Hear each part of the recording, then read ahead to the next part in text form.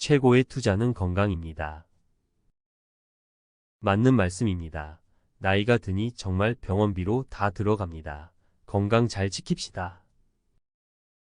참으로 현실적인 말씀이네요. 생활 수준 맞습니다. 너무 고급 찾다 보면 끝이 없어요. 기억해야 하는 좋은 말씀 잘 들었습니다. 감사합니다. 중년에는 건강이 최고겠죠? 감사합니다. 생활의 지혜를 주심에 고맙습니다. 60세 이후 돈 관리 잘하는 절대 법칙 7가지. 노후에도 풍요로운 삶을 위한 지혜. 전문가 칼럼. 인생 100세 시대, 60세는 이제 삶의 중반에 접어드는 시기입니다. 은퇴 후에도 30년 이상의 시간을 살아가야 하는 현실 속에서 노후 자금 관리는 그 어느 때보다 중요해졌습니다. 하지만 많은 사람들이 노후 준비에 대한 막연한 불안감을 가지고 있거나 어디서부터 어떻게 시작해야 할지 몰라 어려움을 겪고 있습니다. 이 칼럼에서는 60세 이후 돈 관리를 잘하는 7가지 절대 법칙을 제시하고 각 법칙을 뒷받침하는 실제 사례와 함께 자세한 설명을 제공합니다. 이를 통해 독자 여러분들이 노후 자금 관리에 대한 명확한 방향을 설정하고 풍요롭고 안정적인 노후 생활을 준비하는 데 도움이 되기를 바랍니다. 1. 정확한 재정 상황 파악 및 목표 설정. 손자병법. 이는 적을 알고 나를 알면 100번 싸워도 위태롭지 않다는 뜻으로 돈 관리에도 적용되는 말입니다. 60세 이후의 돈 관리는 현재 자신의 재정 상황을 정확히 파악하는 것에서부터 시작됩니다. 막연히 돈이 부족할 것 같다는 생각에 사로잡히기보다는 객관적인 데이터를 기반으로 현재 자산 규모, 부채, 예상되는 지출 등을 꼼꼼하게 분석해야 합니다. 자산, 은행 예금, 주식, 펀드, 부동산 등 모든 자산을 목록화하고 현재 가치를 평가합니다. 부채, 주택담보대출, 신용대출 등 모든 부채의 잔액과 이자율을 확인합니다. 지출, 생활비, 의료비, 여가비 등 예상되는 고정 지출과 변동 지출을 파악합니다. 이와 더불어 노후에 어떤 삶을 살고 싶은지, 무엇을 하고 싶은지 등 구체적인 목표를 설정하는 것도 중요합니다. 목표가 명확해야 그에 맞는 계획을 세우고 실천할 수 있기 때문입니다.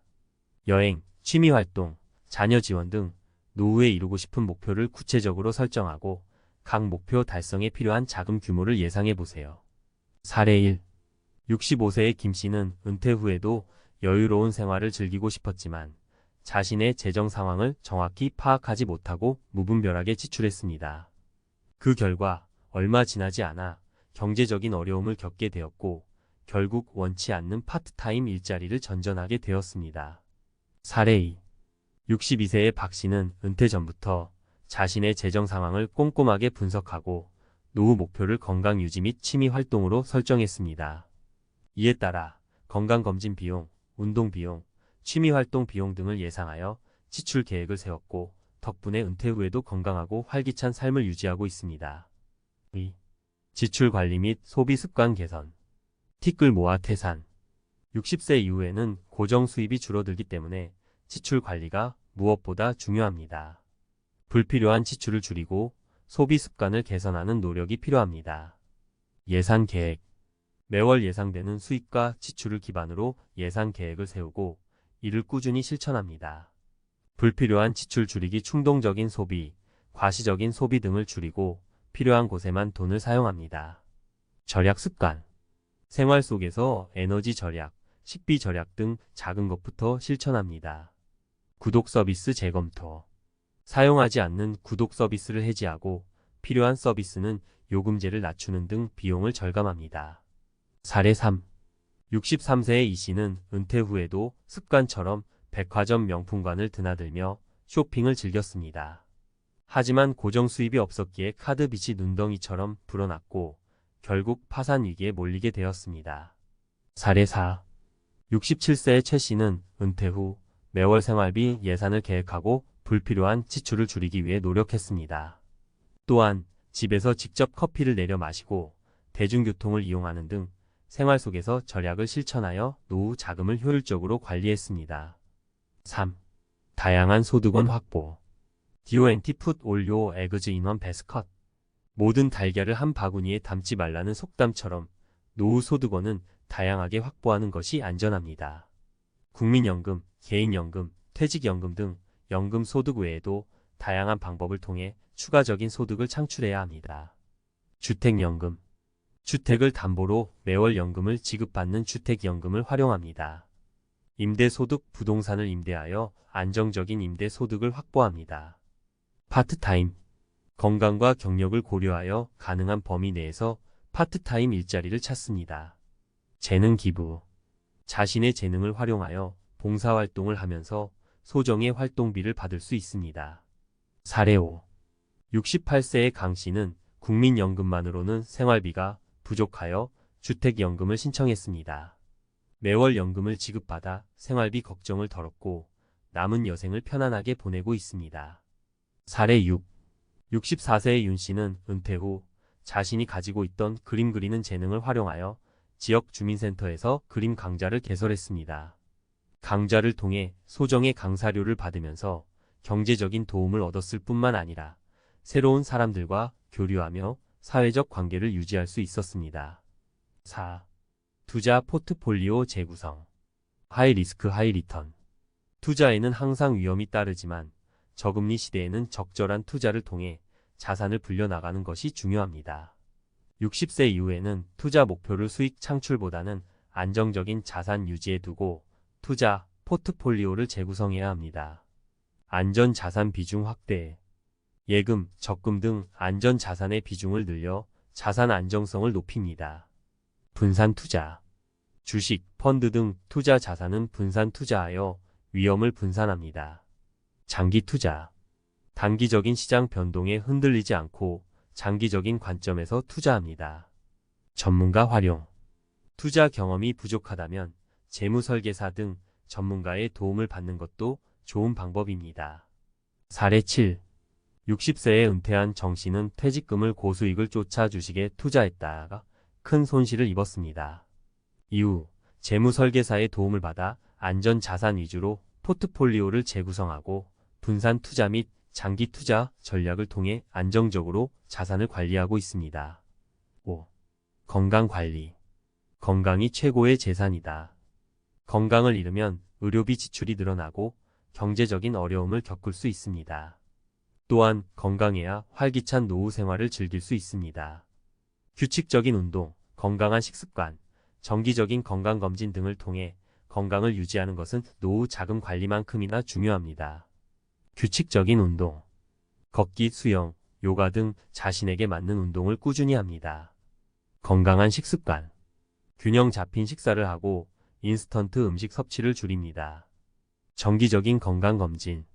질병을 조기에 발견하고 치료하기 위해 정기적인 건강검진을 받습니다. 스트레스 관리. 스트레스는 만병의 근원입니다. 명상, 취미활동 등을 통해 스트레스를 해소합니다. 사례 8. 70세의 박 씨는 젊었을 때부터 건강관리에 소홀했던 탓에 은퇴 후 여러 가지 질병에 시달렸습니다. 막대한 의료비 지출로 경제적 어려움을 겪었고 건강 악화로 인해 여행이나 취미활동 등을 즐기지 못하게 되었습니다. 사례 9. 65세의 김 씨는 매일 아침 공원에서 걷기 운동을 하고 건강한 식단을 유지하며 건강을 관리했습니다. 덕분에 은퇴 후에도 건강하게 지내면서 여행, 등산 등 다양한 취미 활동을 즐기고 있습니다. 6. 주택 규모 조정 및 주거 환경 개선. 작은 집이 아름답다. 자녀들이 독립하고 나면 넓은 집은 오히려 관리하기 부담스러울 수 있습니다. 주택 규모를 줄이면 주택 매각 자금을 확보할 수 있고 관리비, 유지비 등 고정 지출을 줄일 수 있습니다. 또한 노후 생활에 필요한 편의시설을 갖춘 주거 환경으로 개선하는 것이 좋습니다. 주택 다운사이징. 넓은 집을 매각하고 작은 평수의 아파트로 이사하여 주거 비용을 절감합니다. 역세권, 편의시설 접근성 고려, 대중교통 이용이 편리하고 병원, 마트 등 편의시설이 가까운 곳으로 이사합니다. 주택 리모델링. 낡은 주택을 리모델링하여 편리하고 안전한 주거 환경을 조성합니다. 노후 대비 주택 설계 계단 대신 경사로를 설치하는 등 노년 생활에 불편함이 없도록 주택을 개선합니다. 사례 10. 70세의 이씨 부부는 자녀들이 모두 결혼하고 나자 넓은 단독주택이 관리하기 부담스러워졌습니다. 결국 주택을 매각하고 역세권에 위치한 작은 평수의 아파트로 이사하여 주거 비용을 절감하고 편리한 생활을 누리고 있습니다. 7. 사회적 관계 유지 및 여가 활동. 인생은 즐거워야 한다. 은퇴 후에는 사회적 관계가 단절되기 쉽고 무료함과 외로움을 느낄 수 있습니다. 사회적 관계를 유지하고 적극적으로 여가 활동을 즐기는 것은 노년 생활의 활력소가 됩니다. 사회봉사활동 참여. 지역 사회에 도움을 주면서 보람을 느끼고 사회적 관계를 넓힐 수 있습니다. 동호회 활동 취미가 같은 사람들과 교류하며 새로운 즐거움을 찾을 수 있습니다. 평생 교육 프로그램 참여. 새로운 지식과 기술을 배우면서 인지 기능을 유지하고 자존감을 높일 수 있습니다. 여행 및 취미 활동. 여행, 독서, 영화 감상 등 다양한 여가 활동을 통해 즐거움을 얻고 스트레스를 해소합니다. 사례 11. 68세의 김 씨는 은퇴 후 지역 사회복지관에서 봉사활동을 시작했습니다. 어려운 이웃을 돕는 보람을 느끼면서 새로운 친구들을 사귀었고 삶의 활력을 되찾았습니다. 사례 12. 65세의 박 씨는 사진 찍는 것이 취미였는데 은퇴 후 사진 동호회에 가입했습니다. 동호회 회원들과 함께 사진 촬영을 다니면서 즐거운 시간을 보내고 사진 실력도 향상시켰습니다. 결론. 60세 이후 돈보다 중요한 것은 삶의 지혜. 지금까지 60세 이후 돈 관리를 잘하는 7가지 절대 법칙을 살펴보았습니다. 하지만 돈 관리, 즉 재정적인 안정만이 노후의 전부는 아닙니다. 돈은 분명 노후 생활의 중요한 부분을 차지하지만 궁극적으로 우리가 추구해야 할 것은 행복한 삶입니다. 60세 이후에는 인생의 새로운 장이 시작됩니다. 그동안 바쁘게 살아오느라 미뤄두었던 일들을 하고 새로운 취미를 개발하며 가족과 더 많은 시간을 보내는 등 삶의 주인공으로서 자신에게 집중할 수 있는 시간입니다. 이 시기를 어떻게 보내느냐에 따라 노년의 삶의 질이 크게 달라질 수 있습니다. 돈에 얽매여 불안하고 초조한 노후를 보낼 것인지 아니면 긍정적이고 주체적인 삶을 통해 행복한 노년을 맞이할 것인지는 결국 자신의 선택에 달려 있습니다. 물론 돈 관리는 중요합니다. 하지만 돈보다 더 중요한 것은 삶의 지혜입니다. 긍정적인 마음으로 주변 사람들과 좋은 관계를 맺고 끊임없이 배우고 성장하며 새로운 도전을 즐기는 자세야말로 행복한 노후를 위한 가장 중요한 자산입니다. 지금부터라도 늦지 않았습니다. 오늘부터라도 7가지 절대 법칙을 하나씩 실천해 보세요. 노후는 인생의 마침표가 아닌 새로운 시작입니다. 긍정적인 마음과 적극적인 자세로 노후를 준비한다면 돈 걱정 없이 행복하고 풍요로운 삶을 누릴 수 있을 것입니다.